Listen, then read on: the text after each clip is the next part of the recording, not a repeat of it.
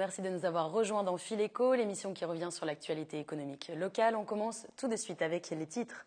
Airbus Group a annoncé la semaine dernière en détail le nombre de suppressions de postes pour chacun de ses sites, mais selon les syndicats, il ne s'agit pas là de données définitives. À l'heure où les lycéens font leur choix d'orientation, quelle place tient l'artisanat? Nous verrons si ce secteur attire les jeunes. Et puis nous vivions la semaine dernière l'inauguration en grande pompe du Vélodrome national. Dans notre dossier de la semaine, nous nous intéresserons au modèle économique de cette structure. Et avec nos invités, nous parlerons de la semaine de l'emploi à Saint-Quentin en Yvelines. Des événements auront lieu tous les jours du 7 au 14 février. Nous recevons donc Laurent Dumas. Bonsoir. Bonsoir. Vous êtes directeur de l'emploi et de la politique de la ville à la communauté d'agglomération. Et face à vous, Myriam Bouslima. Bonsoir. Responsable, toute nouvelle responsable d'une agence d'intérim à Saint-Quentin en Yvelines.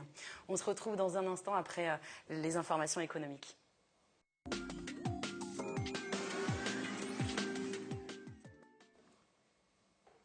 1400 suppressions de postes chez Airbus Group, anciennement EADS, d'ici 3 ans. Nous vous l'annoncions la semaine dernière. On parlait alors de 411 emplois touchés sur le site d'Elancourt.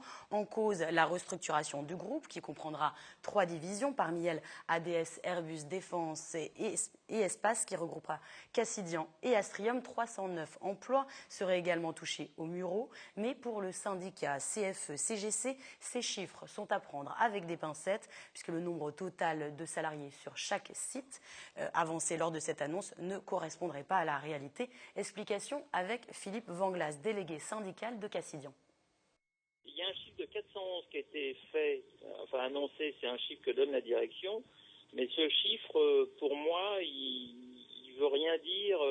En tous les cas, je ne sais pas si ça concerne Cassidian SAS, je ne sais pas si ça concerne que Elancourt. En faisant des plus et des moins, il y a notre filiale qui est sur Elancourt qui fait plus 156 personnes dans 2 ans.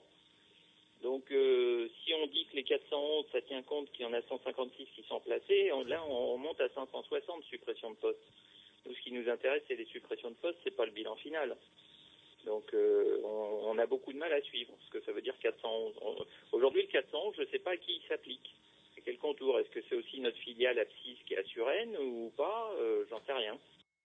Et Cassidian comprend à 90% des cadres, donc dans tous les cas, ce sont des postes hautement diplômés qui seront touchés. Cela veut-il dire que le secteur de l'aéronautique se porte mal? C'est ce que nous avons voulu savoir. Nous avons rencontré un conseiller d'Air Emploi, une association d'orientation spécialisée dans l'aéronautique. Selon lui, il y a des besoins dans ce secteur pour tout niveau de formation et les filles sont bienvenues. On l'écoute.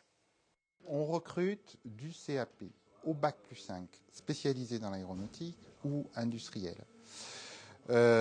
Donc c'est un secteur évidemment qui recrute des ingénieurs et des techniciens sur toutes ces fonctions, mais c'est un secteur qui notamment sur les métiers de la production recrute aussi des CAP et des bacs pro. C'est un secteur qui recrute actuellement et qui recrutera dans les années à venir en raison d'une augmentation continue du trafic passager, en raison aussi du besoin des compagnies aériennes, besoin permanent d'avoir des avions toujours de plus en plus économiques, de plus en plus écologiques. Et on va dire que ce secteur recrute en fait sur toutes ces grandes familles de métiers. Le mouvement de protestation des salariés de SKF France, le leader mondial dans le domaine du roulement mécanique, continue sur le site de Montigny. Une trentaine de personnes étaient en grève lundi. Ils ont bloqué symboliquement les accès pour les voitures. En cause, le PSE, le plan de sauvegarde de l'entreprise, qui prévoit une restructuration. 51 salariés de Montigny doivent être transférés sur un deuxième site à Saint-Cyr-sur-Loire, près de Tours. La direction a prévu un plan d'accompagnement pour les salariés concernés, mais les syndicats CFE, CGC et CGT s'inquiètent pour les personnes qui ne pourraient ou ne voudraient pas déménager. Ils ont assigné SKF en justice. La décision est attendue le 13 février. La direction tente de ce côté de faire voter un accord majoritaire auprès des syndicats CFDT et FO, c'est-à-dire les syndicats majoritaires sur Saint-Cyr-sur-Loire. Le comité central d'entreprise doit donner son avis lundi prochain. Depuis le 20, aucune condition significative nous a permis d'arrêter la bagarre, puisque notre direction fait la sourde oreille, ne répond pas aux interrogations posées par le personnel, à savoir quel est ce motif de transfert, quel est le motif économique, Pourquoi des avancées significatives existent sur le Saint-Cyr-sur-Loire et pas pour le personnel de Montigny? Tout ça, nous n'avons pas de réponse. La situation financière d'SKF est complètement saine. Une moyenne de 50 à 70 millions sont distribués régulièrement tous les ans aux actionnaires. Le PSE devrait être à la hauteur des résultats d'SKF. Ce n'est pas le cas. Du 4 au 7 février, l'ADI, l'Association pour le droit à l'initiative économique, organise la semaine du microcrédit, un moyen de faire connaître ce système de financement pour de petites entreprises. Parmi les événements organisés, l'association proposait mercredi des rencontres individuelles avec des porteurs de projets, des images d'Étienne Dang. Mourad cherche à lancer son entreprise, une société de coursiers à vélo autour de Versailles. Mais pour cela, il a besoin de financement. Ce mercredi, il est venu se renseigner auprès de l'ADI, l'Association pour le droit à l'initiative économique. Une journée d'information était organisée au Promopole de Trappes dans le cadre de la semaine du microcrédit. Le but, favoriser les projets de personnes exclues du crédit bancaire. C'est pour ça que je me suis tourné vers eux parce que les banques, je suis pas trop, je suis frileux un peu par rapport à eux parce que je sais que ça va être négatif directement vu que je suis demandeur d'emploi. Voilà, c'est pour ça que je fais appel à eux directement. Parce que moi, c'est un minimum que je demande, c'est à peu près une somme de 5 000 € à peu près. Après, on verra si ça va être accepté, quoi. Surtout le montage du dossier, surtout qui va être important pour eux, à leurs yeux. Dans la plupart des cas, les bénéficiaires du microcrédit sont des demandeurs d'emploi ou des allocataires du RSA. L'ADI leur permet de financer leurs projets pour un montant maximum de 10 000 €. Donc nous, on est un financeur. Donc on évalue s'ils sont au bout du projet de création ou pas. S'ils ne le sont pas, on les réoriente vers nos partenaires de montage de projet. Et s'ils le sont, du coup, on étudie leur dossier, on leur donne un premier avis sur la possibilité de financement ou pas. Et donc ils repartent d'ici, j'espère, avec des conseils et un peu plus de visibilité sur leur projet. Les conseillers financent en moyenne un quart des projets soumis. 84% des micro-entrepreneurs suivis par l'association se sont réinsérés professionnellement. Quel métier je voudrais exercer plus tard? C'est la question auquel tentent de répondre de nombreux jeunes en ce début d'année. Pour les aider dans leur choix d'orientation, des forums des métiers sont organisés un peu partout dans le département. Le week-end dernier, un était organisé à Fontenay-le-Fleury. Les métiers de l'artisanat étaient surreprésentés. Alors, est-ce que ce secteur a le vent en poupe? Réponse avec ce reportage réalisé avec Patrick Jacques de Dixmude. Pas facile quand on est collégien ou lycéen de savoir vers quel métier s'orienter. Le week-end dernier, responsables d'écoles et professionnels étaient présents au forum intercommunal de Fontenay-le-Fleury. Le but, présenter l'offre existante sur le territoire. Parmi eux, la Chambre des métiers de l'artisanat, un ferronnier, le CFA de Versailles ou encore la Fédération française du bâtiment. Car depuis quelques années, le secteur de l'artisanat attire les jeunes et les formations professionnalisantes comme l'apprentissage ne sont plus reléguées aux seuls décrocheurs scolaires. On a eu par exemple sur le CFA de la Chambre des métiers à Versailles l'année dernière autour de 150 à 180 demandes de jeunes qui venaient nous rencontrer alors qu'ils étaient déjà diplômés de l'enseignement supérieur pour une formation courte en un an. Et pour cause, 80% des jeunes de ce centre de formation trouvent un emploi à l'issue de leur apprentissage. Les métiers qui attirent le plus depuis quelques années, les métiers de bouche. Antoine pense au métier de pâtissier. C'est plus pour l'instant un loisir, mais pourquoi pas, comme on est en quatrième, l'année prochaine il a un stage à faire d'une semaine, donc pourquoi pas avoir un stage de pâtisserie. Les loisirs peuvent déboucher à une envie de faire quelque chose plus tard. Tous les métiers de l'artisanat ne sont pas logés à la même enseigne. Les salons de coiffure, par exemple, peinent à recruter. Plus atypique, un ferronnier était également présent sur le site, un moyen, selon lui, de faire connaître la réalité du métier d'artisan au-delà des clichés. Ils sont intéressés par l'artisanat. Ils ne savent pas vraiment par quoi commencer. Ils ont surtout l'image de l'artisan, pas de l'artisan, mais du gars sur le chantier. Voilà. Ils ne s'imaginent pas en tant que patron, ils ne s'imaginent pas en tant qu'indépendant. Et même parfois, ils ne savent même pas ce que c'est, quoi. Ils ont juste vu plombier, ça gagne, un tel, ça gagne. Mais ils n'ont pas une vue globale de ce que c'est que l'artisanat. De son côté, le gouvernement a lancé en janvier un pacte pour l'artisanat, de nouvelles mesures pour attirer les jeunes vers ce secteur et faciliter la reprise d'entreprise.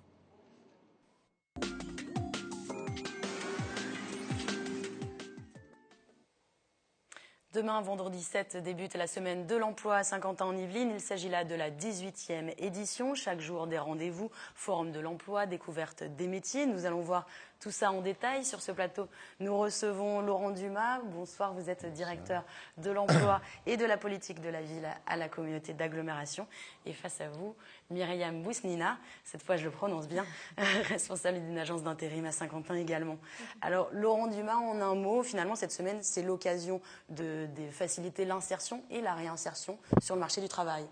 Voilà, alors les objectifs de cette semaine sont multiples, puisqu'il s'agit de permettre à des publics qui soient demandeurs d'emploi, en recherche de formation, en recherche d'orientation professionnelle pour les plus jeunes, mais également pour un certain nombre d'adultes qui souhaitent changer de métier, de trouver des réponses, en tout cas de les accompagner, d'avoir accès à des ressources auxquelles ils n'auraient pas nécessairement accès facilement tout au long de leur recherche. Donc il s'agit vraiment de multiplier les temps de rencontre avec les acteurs de l'emploi, avec les entreprises de Saint-Quentin-en-Yvelines qui recrutent. Alors, un point sur le chômage. Dans les Yvelines, il a augmenté de 8% sur l'année 2013. On arrive à un taux qui reste correct, on va dire entre guillemets. 7,5%, c'est moins que la moyenne nationale de 10,5%. Qu'en est-il sur Saint-Quentin-en-Yvelines ? Alors, Saint-Quentin-en-Yvelines continue d'être relativement privilégié, si on peut dire, puisque le taux de chômage est dans la moyenne départementale, à peu près à 8,5%. Cela dit, la situation reste malgré tout préoccupante, puisque nous avons 7000 demandeurs d'emploi à Saint-Quentin-en-Yvelines, 7000 demandeurs d'emploi en catégorie A, et nous sommes notamment inquiets de la forte augmentation des demandeurs d'emploi de plus de 50 ans, qui est un véritable surtout problème aujourd'hui de société. Depuis 5 ans, depuis 60 mois, le nombre de seniors demandeurs d'emploi n'a jamais cessé d'augmenter. Alors, pour ces demandeurs d'emploi, donc, des forums seront organisés. On pense notamment à un grand forum de recrutement le 13. On en parle dans un instant. Vous avez voulu également mettre l'accent sur 2 secteurs. Le secteur du bâtiment et des travaux publics et l'intérim. Pourquoi ? Voilà, alors parce que ce sont des secteurs, alors notamment celui du bâtiment, qui peine aujourd'hui à recruter, même si effectivement le volume de construction est moins élevé en 2013-2014 que les années précédentes. Cela dit, aujourd'hui on voit bien que ce sont des métiers qui sont assez peu attractifs et donc il faut redoubler d'efforts pour revaloriser la filière, revaloriser les métiers du BTP et rappeler également que ce sont un secteur de l'activité où il y a de véritables perspectives professionnelles et des carrières qui se font souvent assez rapidement. Alors, Myriam Bousnina, du côté de l'intérim, qu'en est-il ? Est-ce que vous avez du mal à recruter, vous également ? Pour l'instant, le problème qu'on a dans l'intérim, c'est les profils qualifiés. Donc, on peut trouver des manœuvres, mais les profils qualifiés, donc par exemple, surtout dans le BTP, c'est pour ça c'est très très dur de retrouver des profils pour les entreprises en BTP, c'est qu'ils cherchent des personnes qualifiées. Et les personnes qui se présentent généralement à l'intérim, c'est des personnes qui n'ont pas vraiment beaucoup de qualifications, voire pas d'expérience.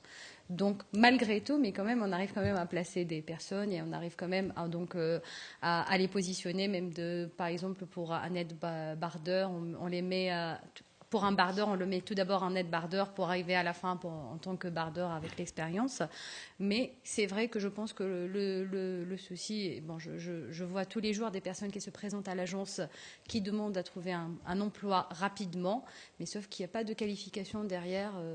C'est la formation finalement. Exact. Un titre qui m'a étonné, un directeur d'agence de Trappes m'a indiqué que son chiffre d'affaires avait augmenté de 25% l'année dernière, en 2013. Finalement, malgré la crise, l'intérim fonctionne. Tout à fait. Malgré la crise, l'intérim s'en sort bien. Et c'est pour cette raison aussi, moi, que je me positionne aujourd'hui en tant que directrice d'agence à Saint-Quentin-en-Yvelines. Donc, si vous voulez, puisque les entreprises ne recrutent plus en CDI ou en CDD, donc quand ils ont un surcroît d'activité, ils font appel directement à l'intérim. Ils sont un peu frileux, ils sont bloqués, les recrutements. C'est ça, finalement, la crise, le manque de visibilité pour les entreprises. Tout à fait. C'est du bonus. C'est du bonus pour l'intérim. Mais après, voilà. Après, c'est vrai que ça fragilise un peu l'emploi, mais voilà, on nous appelle pour des missions d'une journée, de 4 heures, de 5 heures.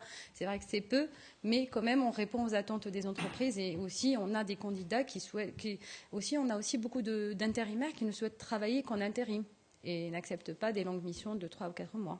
Voilà, c'est un choix aussi après. Alors, lors de ce forum donc, de l'intérim qui sera organisé le 10 février, ce sera de 13h à 17h au prisme d'Elancourt, il y aura également en fait, des informations qui seront délivrées sur le statut d'intérimaire. Oui. C'est important d'avoir Oui, bien des sûr. connaissances sur Écoutez, spécificités. même un point de vue légal, ils sont en train d'étudier aussi un nouveau statut d'intérimaire en CDI. Donc, c'est-à-dire qu'il peut être embauché par l'agence d'intérim, mais c'est encore en cours, c'est pas encore valide.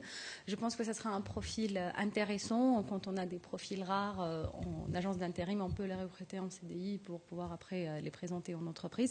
C'est pas du tout d'actualité pour le moment, mais c'est vrai que le statut de les intérimaires ne connaissent pas vraiment tous leurs droits en tant qu'intérimaires. Mais c'est vrai que moi, de toute façon, je donne tout mon temps pour expliquer, que même pour expliquer leur fiche de paye, les indemnités de fin de mission, les congés et tout ça. Donc c'est vrai que c'est très très important pour eux aussi de connaître leurs droits par rapport à ça. À prendre en compte. Donc, du coup, il y aura aussi un grand forum, disons, du recrutement. Ce sera jeudi prochain, celui-là, toute la journée à l'hôtel d'agglomération à Trappes. Là, il y aura vraiment beaucoup d'entreprises, tous secteurs confondus. Voilà, donc on a 70 entreprises qui ont répondu présent. Donc on a des entreprises privées comme publiques, des grands groupes, des PME également et des plus petites entreprises qui recrutent également, puisqu'aujourd'hui on voit bien que c'est le secteur des PME, des TPE qui recrutent davantage que les grands groupes. Tertiaire. Voilà, exactement, qui eux ont plutôt tendance à geler leur recrutement. Alors il y a gel des recrutements parce qu'il y a un manque de visibilité sur la conjoncture économique pour les mois qui viennent. Très bien, en tout cas on note ces rendez-vous. Merci beaucoup à tous les deux d'avoir été présents sur notre plateau. On passe au dossier de la semaine.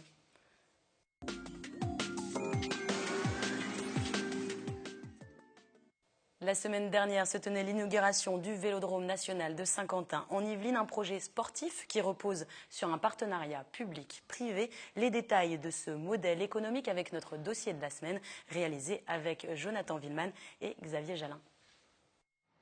Le Vélodrome national, une structure de 3000 m², une piste de 250 mètres, un parcours BMX couvert, une résidence pour les sportifs. On y trouve dorénavant le Centre national du cyclisme et le siège de la Fédération française. Un projet sportif de taille prévu à la base pour favoriser la candidature de Paris au JO 2012. Malgré la victoire de Londres, les pouvoirs publics ont souhaité maintenir ce projet pour accroître la renommée du territoire. Mais au-delà de l'aspect sportif, sur quel modèle économique repose le Vélodrome? Qui le finance? À la base, 4 partenaires publics, l'État, la région, le département et l'agglomération. Il faut bien dissocier l'investissement, le fonctionnement et l'impact économique du Vélodrome sur le territoire.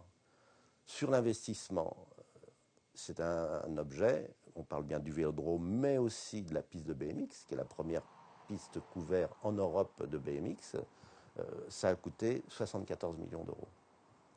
Ces 74 millions d'euros sont financés par des subventions, à part presque égale entre l'État, la région, les départements et la communauté d'agglomération, environ un peu plus de 50 millions de subventions, et le reste est financé dans le cadre d'un partenariat public-privé avec nos partenaires privés que sont Meridiam et Bouygues.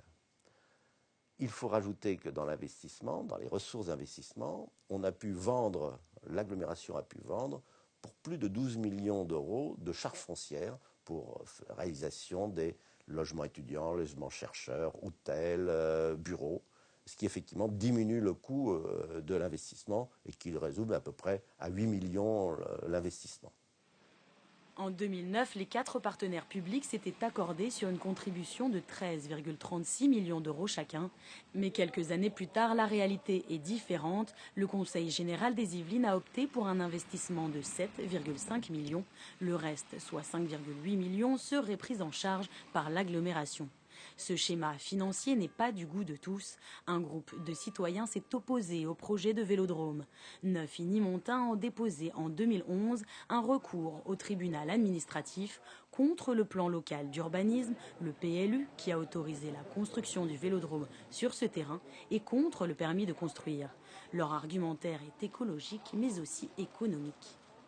Et à la suite du recours que nous avons déposé contre le permis de construire, Vélopolis nous a assigné au tribunal de grande instance, c'est donc un autre tribunal, pour nous demander des dommages et intérêts au prétexte que nous leur aurions causé un tort financier et temporel, puisqu'ils disent qu'il y a du retard. Vélopolis est une filiale du groupe Bouygues. Elle est le titulaire du contrat de partenariat public-privé et s'occupe de l'entretien et de l'exploitation du Vélodrome jusque fin 2039. Pour les assignés de Montigny, comme ces citoyens s'appellent, c'est ce partenariat public-privé qui pose problème. Si les Jeux Olympiques avaient été attribués à Paris, le financement aurait été un financement national. Or ici, il se retrouve que le même projet est financé principalement par les habitants de Saint-Quentin-en-Yvelines. Je dis principalement parce qu'il est financé à 4 parts, une subvention de l'État, une de la région, une du conseil département et une de Saint-Quentin, si bien que nous, en tant qu'habitants de Saint-Quentin, on paye les 4 impôts. De plus, il a également été financé par une vente de terrains publics qui, eux, effectivement, étaient des terrains de la Casquie.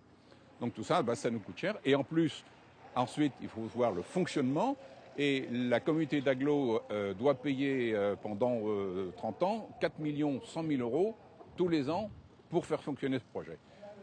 4 100 000 euros, un montant conséquent, mais qui, selon la communauté d'agglomération, ne correspond pas à la somme versée dans les faits. Ce loyer, il est compensé par des recettes liées à l'investissement. Je vous dis, les 12 millions, les plus de 12 millions de charges foncières qu'on a vendues nous apportent des recettes. Et puis aussi par des recettes de fonctionnement. Alors dans le fonctionnement, qui est un peu plus de 2 millions d'euros par an, nous avons déjà 1 million qui est une recette de location-vente, j'irais, à la Fédération française de cyclisme. Reste à combler par un ensemble de fonctionnement, des recettes, que ce soit sur des manifestations sportives, autres que le vélo, sur des manifestations culturelles, concerts et autres, ou des événements économiques qui peuvent avoir lieu dans le vélodrome, sur la piste de BMX ou sur un espace qui est entre le BMX et le vélodrome. Donc tout ça, ce sont les recettes de fonctionnement. Reste en plus dans le loyer une charge d'entretien du propriétaire, ce qui fait que dans 27 ans, nous serons propriétaires d'un équipement neuf. La Fédération française de cyclisme paie un loyer annuel à hauteur d'1 million d'euros à l'agglomération, mais il s'agit là d'une location-vente. Si à la fin du contrat, le vélodrome appartiendra à la communauté d'agglomération, la Fédération sera également propriétaire de ses bureaux.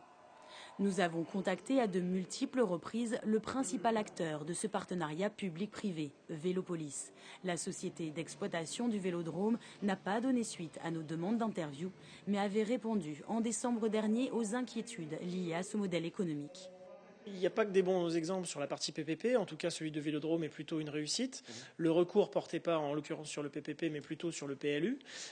Pour ce qui concerne le PPP du Vélodrome, on est un chantier qui finissons dans les temps, dans le budget. Il y a une intervention d'un exploitant privé avec un certain nombre de garanties et puis surtout la qualité d'avoir un entretien, une maintenance et une qualité d'exploitation posée sur le Vélodrome. Il n'y a pas de risque financier, on est plutôt dans un modèle où au niveau du Vélodrome, c'est l'exploitant privé qui va reverser une part de ses revenus à la communauté d'agglo, donc on est plutôt dans un cas opposé. Et puis, quand bien même il y aura un vrai coup dur au niveau de l'exploitation, il faut savoir qu'il y a une fédération résidente qui verse elle-même des cotisations de loyer pour ses bureaux, son hébergement, etc. Et puis, il y a un actionnaire qui couvre encore la société d'exploitation. Pour les partenaires du PPP, l'exploitation du site du Vélodrome devrait permettre d'égaliser les coûts au programme compétitions cyclistes mais aussi événements sportifs et culturels, une salle de spectacle accueillant 5000 personnes où l'on pourrait même organiser des séminaires d'entreprise. 25 événements sont déjà programmés sur l'année. Les bénéfices seront partagés entre Vélopolis et l'agglomération. Là encore, les opposants au projet restent sceptiques. Lucien Bugnol, président de la commission piste au comité régional, estimait en 2012 dans Le Parisien « À titre personnel, je pense que Saint-Quentin est trop décentralisé, trop éloigné pour beaucoup de clubs. Je reste sceptique. » Au Vélodrome maintenant de faire ses preuves sur sa rentabilité.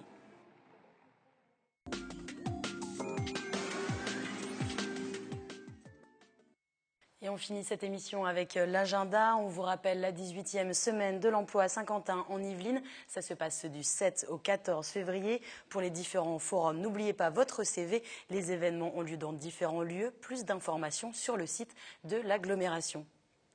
Et puis la communauté d'agglomération toujours met son matériel usagé en vente, du mobilier, des outils, du matériel reprographique et scénique professionnel. Des enchères sont donc organisées du 4 au 18 février. Ça se passe en ligne sur le site d'Agorastore. Les retraits d'objets se feront, eux, début mars, attrapés à Léoncourt. C'est la fin de ce fil éco. Merci de nous avoir suivis. Je vous donne rendez-vous la semaine prochaine et d'ici là, très bonne soirée.